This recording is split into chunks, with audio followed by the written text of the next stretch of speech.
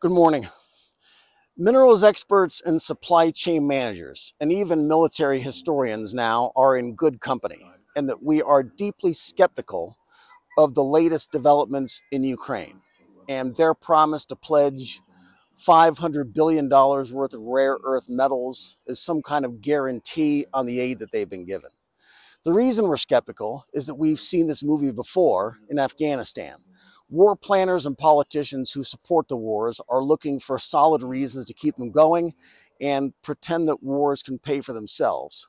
In the case of Afghanistan, it was a giant trove of mineral deposits, including lithium, that went nowhere. A complete fantasy, as this Bloomberg writer here puts it, and now we're doing it again in Ukraine.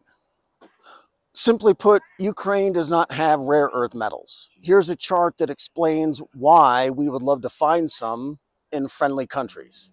China, Vietnam, Brazil, Russia, Greenland, which is part of Denmark, but this chart explains a lot of the rhetoric on Greenland.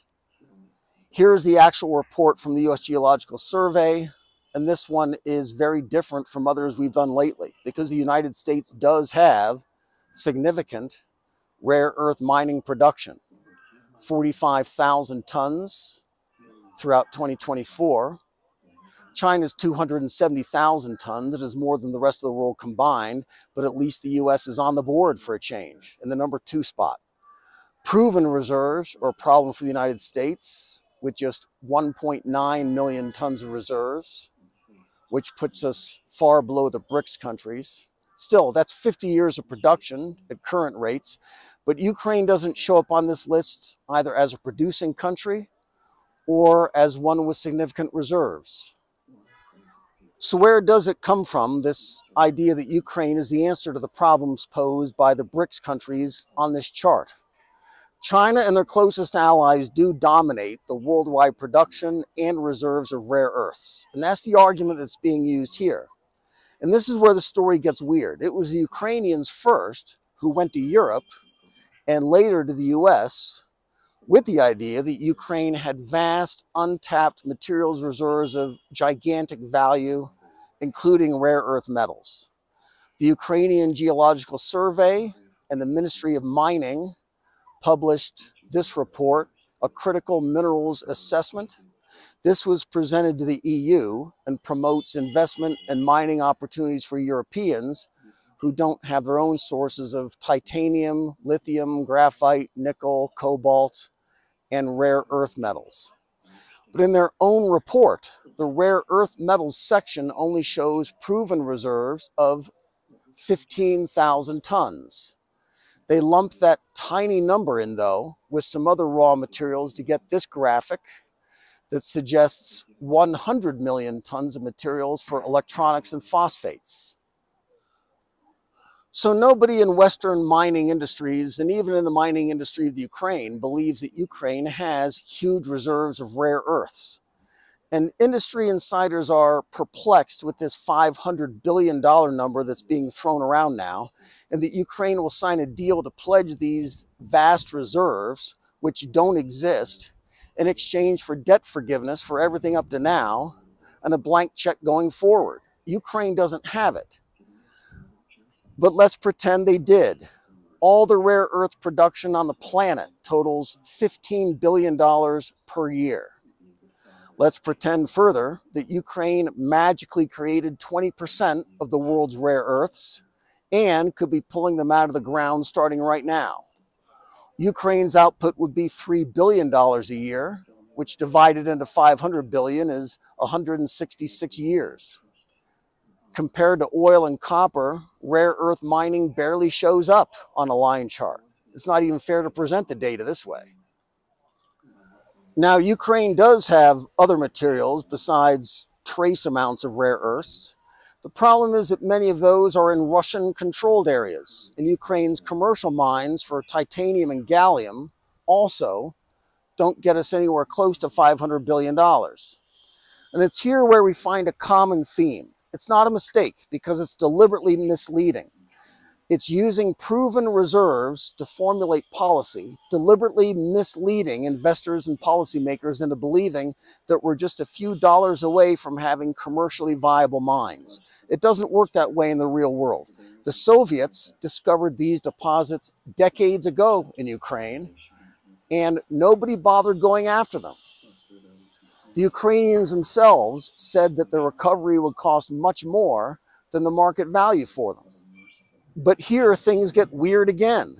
Bloomberg refers us to this report from December from the NATO Energy Security Center of Excellence.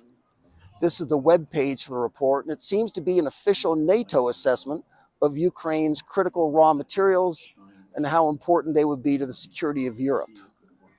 This is the PDF for the report, and the image at the top right corner has the NATO logo on it. And the report is declarative. The Ukraine is a key potential supplier of rare earths, listed here, but none of those materials in that paragraph are rare earth metals. What's more, this report didn't really come from NATO. A NATO spokesman said that it's an opinion piece instead of an official NATO document, but the document doesn't disclose that anywhere. Bloomberg concludes here that these are not the kinds of assessments that should be guiding the White House. It's cut and paste diplomacy, Kafkaesque. And all of this is disturbingly familiar to people who remember Afghanistan, where the Pentagon claimed to have discovered over $1 trillion worth of minerals there. This is the New York Times account from over a decade ago. And let's see if any of this sounds like the same playbook they're running now in Ukraine. The mineral discoveries in Afghanistan are far beyond any previously known reserves. That should make us nervous, that nobody had any idea they were there at all until the US Army showed up. It will transform the Afghan economy and the war. Huge veins of iron, copper, cobalt, gold, and lithium. The reserves are so big and include so many different minerals that Afghanistan would become one of the most important mining centers in the world. It could be the Saudi Arabia of lithium, according to an internal defense memo. It will take a long time to develop the mining industry in Afghanistan, but the potential is so enormous that big investments would be made anyway. Afghan minerals will dwarf everything Afghanistan is doing now, and will be the new backbone of the Afghan economy. How familiar does this part sound? The mineral discoveries come at a difficult time in the war. The American offensive is going nowhere. The Afghan government is being accused of corruption, and the White House is desperate for any good news they can bring home to keep the wheels turning a while longer. On the downside, these discoveries might encourage the Taliban to fight even harder and lead to even greater levels of corruption that Afghanistan is already world famous for. Next, the Pentagon, of course, had to spend millions of dollars with their friends on Wall Street and on consultants just to get the contracts written and the investment circulars printed up. This is what got everyone excited back in 2010, and this part sounds familiar too. They found some old charts that the Soviets put together decades ago. Then we put some gravity and magnetic measuring equipment on an old P-3 that flew over Afghanistan, crisscrossing the country. The results of that made everyone happy, so we took an even older British bomber and installed equipment that shows a 3D profile of mineral deposits below the Earth's surface. It was the most comprehensive geological survey of Afghanistan ever conducted. Now, if you've never heard of this technology, this capability to fly over a place and do a 3D map of underground geology, it's because it doesn't exist. There was a brief time where we thought it might work, but it doesn't. I was pulling articles that explain why, but a New York Times subscriber did that work for me, thankfully, and wrote up a comment for this article. Airborne gravity surveys work only for surface basins, not anything underground. And unless the aircraft was zipping around Afghan mountain ranges at low altitude, dangerously low, even that would have been useless. And the 3D profile idea that the Pentagon ran with doesn't exist at all. This whole thing sounds like political hype and is generally untrue. The part about lithium possibly accepted. The US Geological Survey is solid for doing the maps and estimates, but not terrific at estimating commercial viability of mines. So thank you, Doodle Bugger, for saving me 3 hours. We know now how this all ended in Afghanistan. It went nowhere. The Taliban took over the whole country, and China did go in, but China didn't stay long. One of our concerns was that China would snap up Afghanistan along with these giant reserves, but that also went nowhere.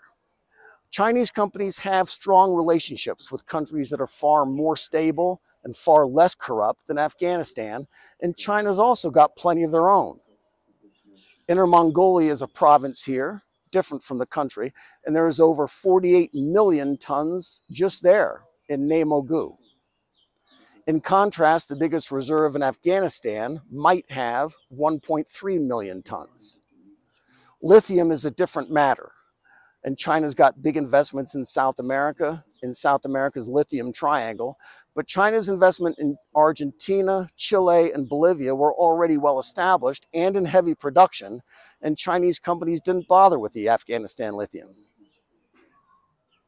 One Chinese company spent $371 million as the first installment on a $2.8 billion deal for a copper mine in Afghanistan, but gave up before investing the rest. Numerous allegations of corruption. So the Chinese company cut their losses there and went home. They got off cheap compared to us, and there's a lesson in there for us somewhere that China does everything faster and cheaper than we do these days, including figuring out that there's no point in trying to make a go of Afghanistan. And that's the lesson for Ukraine too. If Ukraine did have vast deposits of rare earth metals that were commercially viable, they would already be under production, and China would already be buying the ores and bringing them back here to be refined. They're not doing that because there's nothing there. This is the Nanxi River in Wenzhou, Zhejiang province. Be good.